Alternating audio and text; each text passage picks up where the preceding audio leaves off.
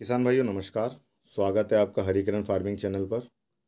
किसान भाइयों, आपकी खाली पड़ी मेड़ों या खाली पड़ी ज़मीन पर जहाँ कोई दूसरी फसल उत्पादन में समस्या हो रही है, वहाँ कोई अच्छी फसल लगाकर आप अच्छी आमदनी कमा सकते हैं। तो आज हम ऐसी ही एक खेती के विषय में बात करेंगे जिसे आप खेत की मेड़ या खाली जगह पर लगाकर अच्छा पैसा कमा सकते हैं। आप चाहे तो इसे खेत में भी लगा सकते हैं। तो किसान भाइयों, मैं जिस पौधे की बात कर रहा हूँ वो है बांस यानी बाम्बू की खेती की। आज के इस वीडियो में बांस की खेती की विस्तृत जानकारी देंगे। वीडियो अंत तक अवश्य देखें। इससे आपको पौधा लाकर लगाने से बेचने तक की संपूर्ण जानकारी मिल जाएगी। किसान भाइयों, शुरू करने से पहले अगर आपने चैनल को सब्सक्राइब नहीं किया है तो चैनल को सब्सक्राइब कर लीजिए। तो आइए शुरू कर। पारंपरिक रूप से बांस का उपयोग गांवों में भवन निर्माण, कृषि कार्य, शिल्प निर्माण और कागज बनाने में किया जाता है। इसके इसके अतिरिक्त बांस का प्रयोग पौष्टिक आहार एवं मवेशियों के चारे के लिए भी किया जाता है।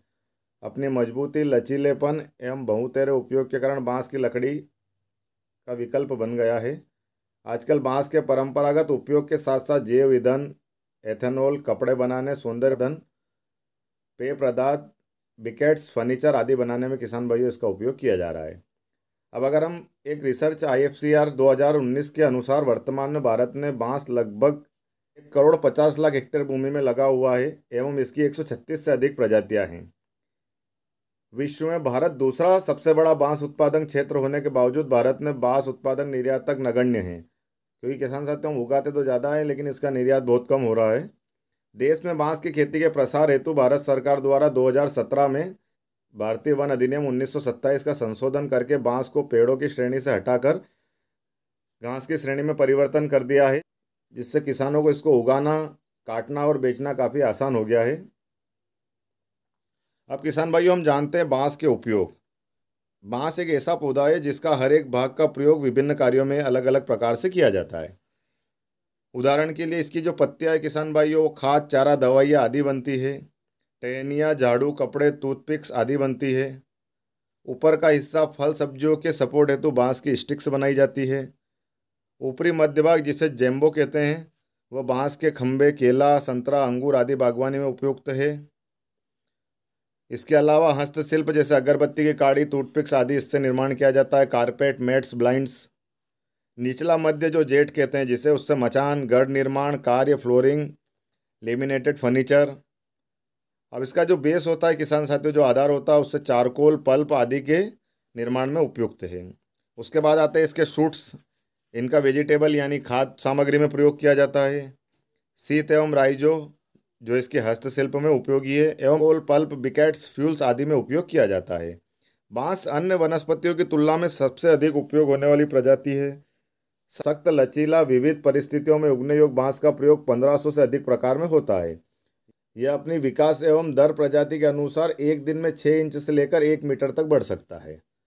बांस दूसरे पौधों की तुलना में 33% अधिक कार्बन डाइऑक्साइड अवशोषित करता है एवं 35% अधिक ऑक्सीजन प्रदान करता है। जलवायु परिवर्तन में अप्रभावित बांस हरियाली बढ़ाने के साथ साथ भूमि एवं जल से अपनी जड़ों के माध्यम से धातुओं को अवशोषित कर प्रदूषण नियंत्रित करता है। ये ग्लोबल वार्मिंग कम करने में बहुत अधिक सहायक है किसान भाइयों, इसलिए आप बांस की खेती जरूर करें।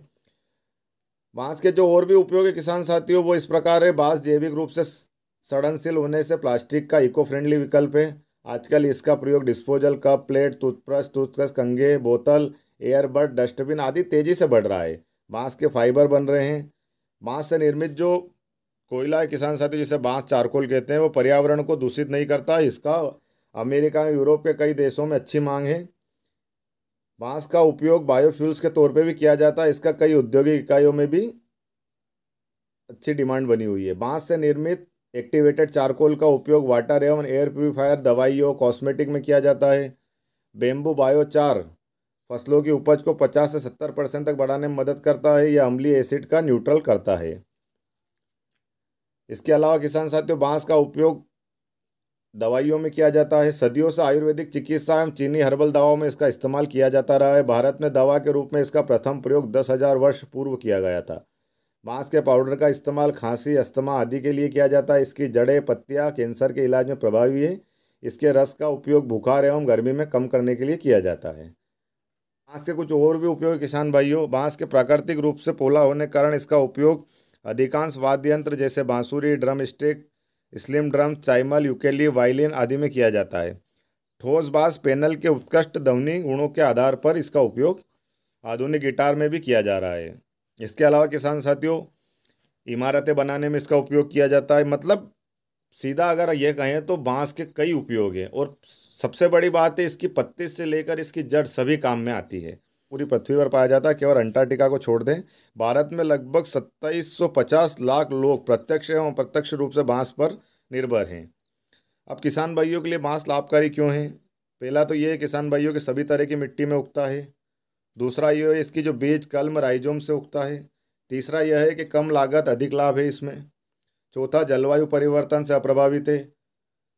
पांचवा है जल उगाने के 50 से 60 वर्षों तक ये निरंतर आपको आमदनी देता रहेगा। छठा है बांस के साथ आप अंतर्वर्षीय फसल कर सकते हैं। सातवां है ये भूमि के कटाव को रोकता है। ये तो हो गए आपके प्रत्यक्ष लाभ। इसके अलावा अप्रत्यक्ष लाभ है कि ये कार्बन डाइऑक्साइड अधिक लेता है और ऑक्सीजन छोड़ता है। इसके अलावा आपकी जो मेड़े हैं उसमें मिट्टी कटने की अगर समस्या है तो मिट्टी कटने से रोकेगा। बंजर भूमि में हो जाता है, कम पानी की आवश्यकता पड़ती है। ये थे इसके विभिन्न फायदे हैं। अब हम बांस क्यों उगाएं किसान भाइयों? देश के किसान जो कम उपजाऊ भूमि या जलवायु परिवर्तन से परेशान होकर किसी तरह की खेती करने में असमर्थ है, वो बांस की खेती कर अच्छी आमदनी प्राप्त कर सकते हैं। बांस एक ऐसा पौधा है जिसके किसी भी क्षेत्र में, नदी के किनारे, मेड़ पर, खेत में अंतर्वर्ती फसल के रूप में सदाबहार वनों की जलवायु के साथ साथ शुष्क क्षेत्र में भी उगाया जा सकता है। सीधी भाषा में अगर कहें किसान भाइयों तो जहाँ कम वर्षा होती है वहाँ भी, जहाँ मध्यम वर्षा होती है वहाँ भी, और जहाँ अधिक वर्षा होती है वहाँ भी आप कहीं भी बांस को उगा सकते हैं। बांस पर्यावरण संरक्षण में महत्वपूर्ण भूमिका निभाते हैं एवं बड़े पैमाने पर मृदा एवं जल प्रबंधन के उपयोगी हैं। बांस जो है वो भूमि कटाव को रोकता है एवं पानी रोककर खेत में नमी बनाए रखता है। बांस की खेत में गिरी हुई पत्तियां प्राकृतिक खाद का काम करती है एवं मिट्टी की उर्वरक क्षमता बढ़ाती है, जिससे अन्य फसलों के उत्पादन में भी वृद्धि होती है। एक प्रकार से किसान साथियों आपका प्राकृतिक रूप से खाद है। जलवायु परिवर्तन से अप्रभावित है। बांस के पौधे पर जलवायु परिवर्तन का कोई खास असर देखने को नहीं मिलता। शुष्क स्थिति में अधिक ठंड तथा दलदल में भी बांस के पौधे ठीक से वृद्धि कर लेते हैं। चौथा, इसके साथ आप बांस के साथ जो अंतर्वर्ती फसल है वो भी ले सकते हैं। बांस की खेती के साथ साथ अंतर्वर्ती फसल जैसे तिल, उड़द, मूंग, चना, गेहूं, जौ, सरसों आदि लगाकर किसान प्रथम के 2-3 वर्षों तक इन फसलों का उत्पादन भी ले सकते हैं। बांस का जो पौधा है वो बहुत अधिक तेजी से विकसित होता है एवं इसके जो रोपाई अपन करते हैं उससे 4 या 5 वर्षों के बाद ही इससे आमदनी प्राप्त होने लग जाती है। किसान भाइयों के लिए सतत आमदनी का स्रोत है ये। अगर एक बार आपने लगाया तो आप 50 से 60 वर्षों तक इससे निरंतर आप लाभ ले सकते हैं। अब बात करते हैं किसान साथियों सब्सिडी की। नेशनल बाम्बू मिशन आपको बांस लगाने के लिए सब्सिडी प्रदान करता है। नेशनल बाम्बू मिशन का ये मानना है कि 3 वर्षों में बांस को खरीदने और उसके रख रखाव के लिए किसान भाइयों का 240 रुपये खर्चा होता है, जिसमें से 50% यानी 120 रुपये आपको गवर्नमेंट द्वारा सब्सिडी के तौर पर दिया जाता है, जिसकी किस्तें इस प्रकार से आती है। प्रथम वर्ष आपको 60 रुपये और द्वितीय वर्ष 36 रुपये और तृतीय वर्ष 24 रुपये। यानी प्रथम वर्ष जो पहला साल है उसमें आपको 60 रुपये प्राप्त होंगे, जिसकी 2 किस्तें आएंगी। दूसरे साल आपको 36 रुपये प्राप्त होंगे और तीसरे साल आपको 24 रुपये प्राप्त होंगे। अब आपको पौधा कहाँ से खरीदना? पौधा आपको नेशनल बाम्बू मिशन या मध्य प्रदेश राज्य बांस मिशन के एक्रीडेटेड बांस, जो नर्सरी एक्रीडेटेड है इनसे, वहाँ से आप खरीद सकते हैं। पौधे का जो भुगतान है वो आपको करना है। बाद में आपको जिस प्रकार से मैंने बनाया किस्तों के माध्यम से आपको पैसा मिल जाएगा। अब हम बात करते हैं बांस की कुछ प्रजातियों के बारे में, जिनमें पहली है बाम्बूसा या टुल्डा बांस। इसकी पहचान ये है कि एक बड़ा गुच्छेदार कम टेपरिंग वाला भूरे हरे रंग का बांस होता है किसान भाइयों। ऊंचाई इसकी 20 मीटर तक होती है। कलम की मोटाई 8 सेंटीमीटर, व्यास चिकना, इंटरनोड 40 से 70 सेंटीमीटर लंबा। अब अगर इसके क्षेत्रीय विवरण की बात करें किसान भाइयों तो यह मुख्यतः उत्तर पूर्वी राज्यों में पाया जाता है। सब तरह की सतह में उग जाता है, परंतु नमी युक्त अच्छी जल निकासी वाले क्षेत्र में बेहतर पनपता है। यह टिश्यू कल्चर एवं राइजोम द्वारा तैयार पौधे के माध्यम से रोपित किया जा सकता है। इसका उपयोग किसान साथियों, यह एक मजबूत एवं सरल बांस है जिसका उपयोग अगरबत्ती काड़ी, बास्केटिक्स, हस्तशिल्प, कागज निर्माण और संरचनात्मक उपयोग के लिए किया जाता है। सूट्स जो है वो खास सामग्री रूप में इस्तेमाल की जा सकती है। दूसरा है बम्बूसा बम्बूस यानी कटंग बांस। इसकी पहचान यह है कि यह एक मोटा, ठोस, लंबा, कटीला एवं शाखदार बांस तथा सामान्यतः इसका भीरा गुथा हुआ होता है। इसकी पत्तियां अन्य बांस की तुलना में छोटी होती है। इसके तने हरे रंग के होते हैं, सूखने पर भूरे रंग के हो जाते हैं एवं युवा शूट्स गहरे बैंगनी रंग के होते हैं। इसकी ऊंचाई 30 मीटर तक होती है। कलम की मोटाई 13 से 15 सेंटीमीटर। क्षेत्रीय विवरण जो इसका है किसान साथियों, ये कहाँ पर पैदा होता है, तो ये अधिकतर अच्छी जल निकासी वाली अम्लीय रेती दोमट मिट्टी में होता है। यह बीज अथवा राइजोम से उगाया जा सकता है। इसका उपयोग गृह पुल निर्माण में किया जा सकता है, फर्नीचर बनाए जाते हैं, पैनल उत्पादन होता है, चारकोल उत्पादन होता है इसका। तीसरा है किसान साथियों बम्बूसा बाल्कोवा, जिसे भीमा बांस कहते हैं। इसकी पहचान यह है कि यह भूरे हरे रंग का मजबूत मोटे तने गुच्छेदार बांस होता है। इसके भीरे में बांस एक दूसरे से दूर रहने की वजह से आपस में उलझते नहीं है एवं काटने में आसान रहता है। इसकी जो ऊंचाई है किसान भाइयों 25 मीटर तक हो सकती है। इसके कलम की मोटाई 7 से 15 सेंटीमीटर व्यास की होती है। क्षेत्रीय विवरण यह है कि यह कई प्रकार की मिट्टी के लिए अनुकूल है। अच्छी जल निकासी बनावट वाली मिट्टी में बेहतर पनपता है। यह टिश्यू कल्चर के माध्यम से पौधे तैयार करके रोपित किए जा सकते हैं। इसका जो उपयोग होता है किसान साथियों फर्नीचर, पल्प, पेपर, चारकोल, बाड़ लगाना, बायोफ्यूल्स आदि में किया जाता है। इसकी जो ताज़ी शूट्स होती है वो बहुत मीठी होती है। खाद्य सामग्री के रूप में भी इसका इस्तेमाल किया जाता है। इसके अलावा चौथा बांस है किसान साथियों जो लाठी देसी बांस बोलते हैं जिसको। यह एक लंबा हल्के हरे रंग का एवं घना गुच्छेदार बांस है। इसकी जो ऊंचाई होती है किसान भाइयों 18 मीटर तक होती है। कलम की जो मोटाई होती है वो 2.5 से 12 सेंटीमीटर व्यास वाली होती है। यह भी अच्छी जल निकासी वाली दोमट मिट्टी में बेहतर विकसित होता है। इसका जो बीज, राइजोम एवं टिश्यू कल्चर किसी भी माध्यम से आप इसका पौधा तैयार कर सकते हैं और अच्छे उगा सकते हैं। इसका जो उपयोग है वो मचान बांधने में, बाड़, फेंसिंग, बागवानी, टमाटर आदि की फसलों हेतु, बारकेस्टिंग, घरेलू बर्तन का उपयोग इससे बनाने का उपयोग इसमें किया जाता है। पत्तियों का उपयोग घरों की छत एवं पशुओं के चारे के रूप में किया जाता है। इसके अलावा है कनक केंच, जो कनक केंच बांस होता है वो, यह एक सदाबहार बारहमासी बांस है। इसके कल्प सीधे सीधे और सख्त होते हैं और आमतौर पर सघन बिर्रों से उगता है। इसकी जो ऊंचाई है किसान भाई वो 15 से 20 मीटर तक होती है। इसकी जो मोटाई है वो 15 से 10 सेंटीमीटर व्यास वाली है। इसका जो उपयोग होता है वो सख्त होने के कारण इसका उपयोग मुख्यतः यह है कि ये भू निर्माण, वृक्षारोपण, फर्नीचर आदि के लिए किया जाता है। इसके साथ ही इसकी टोकरियाँ, छाता, मछली पकड़ने के लिए छड़, खेल के सामान आदि बनाने में इसका उपयोग किया जाता है। छठी जो वेराइटी किसान साथियों बांस की वो है कोंकण बांस। यह एक बिना कांटों वाला सीधा मध्यम आकार का लगभग ठोस बांस है जिसका काफ़ी व्यावसायिक महत्व है। इसकी ऊंचाई किसान भाइयों 9 मीटर तक होती है। इसका जो व्यास है वो 2.5 से 4 सेंटीमीटर है। यह एक काली और लाल जल निकासी वाली क्षेत्र की मिट्टी में अधिक पनपता है। इसका उपयोग पेपर एवं पल्प निर्माण कार्य, फर्नीचर, बास्केटिंग, बांस कास्ट आदि में होता है। बांस के ठोस प्रकृति के कारण यह फर्नीचर उद्योग में केन की जगह ले रहा है। इसके अलावा भी किसान साथियों बहुत सारी वैरायटी है। अब आप बांस की प्रजाति का जो चयन है वो कैसे करें। इसकी जो प्रजाति का चयन है किसान साथियों वो आप इस प्रकार से करें कि अपने यहाँ का जो तापमान है, जिस प्रकार से आपके यहाँ वर्षा होती है, उस प्रकार की प्रजाति का आप पौधा लगाएं। यह सीधी सी भाषा में कहें तो आप आसपास की नर्सरी में जाएं, वहाँ जाकर देखें कि आपने इधर की जलवायु में कौन सा पौधा है जो अच्छे से विकसित हो रहा है, उस प्रकार के पौधे आप खरीदें। बात आती है पंक्ति से पंक्ति की दूरी और पौधे से पौधे की दूरी। तो किसान भाइयों इसमें सभी कहते हैं कि आप 12 फीट पर लगा दें या 6 फीट पर लगा दें, लेकिन इसमें जो आपने प्रजाति लगाई है उसके हिसाब से आप इसकी दूरी तय करें। जैसे मैं आपको बताना चाहता हूँ, सामान्यतः जो बांस होते हैं वो 12 से 12 फीट, मतलब पंक्ति से पंक्ति भी दूरी 12 फीट और पौधे से पौधे की दूरी भी 12 फीट। अब इसमें कटंग एवं स्प्रंगर प्रजाति के जो बांस है, जिससे बिर्रा सघन होता है, जिनकी जो आकार है वो बहुत सघन होता है और वो आपस में उलझ जाते हैं, इसलिए इसको आप 15 से 15 फीट पर लगाएं या फिर 15 से 12 फीट पर लगाएं। यानी कहने का मतलब ये है कि इसकी पंक्ति से पंक्ति की दूरी 15 फीट और पौधे से पौधे की दूरी भी 15 फीट रखें सकते हैं। इसके अलावा जो टुल्डा, ओलोविरा, बाल्कोवा, ये प्रकार की प्रजाति, इनका आप भले 9 से 9 फीट 9 फीट पंक्ति से पंक्ति की दूरी और 9 से 9 फीट पौधे से पौधे की दूरी रख सकते हैं।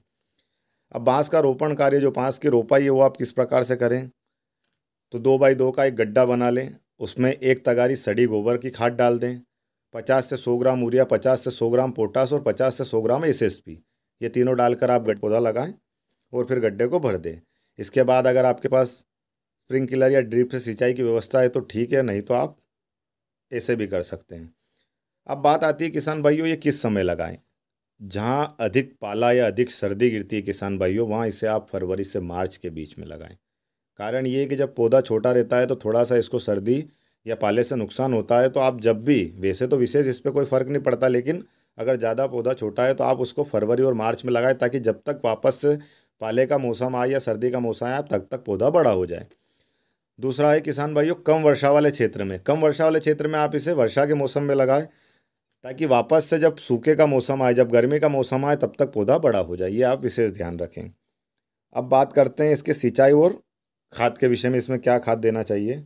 गर्मियों में प्रत्येक महीने में कम से कम इसकी 2 सिंचाई कर दें गर्मियों के टाइम पे। बाकी तो बारिश के समय में आपको पानी देने की कोई आवश्यकता नहीं। 3 वर्षों तक सिंचाई की सघन आवश्यकता होती है। आप 3 वर्षों तक इस पौधे का थोड़ा सा ध्यान रख लें। वैसे तो बांस के पौधे को बढ़ने में कोई खास खाद की आवश्यकता नहीं होती है, लेकिन आप फिर भी 5 किलोग्राम वर्मी कंपोस्ट या गोबर की खाद, जो मैंने आपको बताया, एक तगारी अंदर डाल दें। इसके अलावा जो किसान भाइयों बांस की पत्तियां गिरती हैं, उनसे भी वो खाद का काम करती है। तो आप समय समय पर उसके अंदर ट्रैक्टर या किसी प्रकार के साधन चलाकर उसको मिट्टी में मिला दें, ताकि उसकी जो उर्वरक क्षमता है वो और बढ़ जाए। दूसरा, ये पौधे पर आप मिट्टी चढ़ा दें। बांस के साथ में आप कुछ अंतर्वर्षीय फसल भी उगा सकते हैं। जब तक बांस 2-3 वर्षों का होता है, जब तक बहुत जगह रहती है, जिसमें आप चना, गेहूँ या इस प्रकार की फसल कर सकते हैं। अब किसान भाइयों बात आते हैं इसके मुनाफे पर, कि इसमें क्या मुनाफा देखने को मिलता है। तो किसान भाइयों, मुनाफे की बात करें तो बांस की खेती में आपको थोड़ा सा धैर्य रखने की आवश्यकता है। यह रबी, खरीफ या जायद की फसल जैसा नहीं है कि 4 माह या 5 माह में आपको आमदनी आना स्टार्ट हो जाती है। इसमें थोड़ा सा समय लगता है।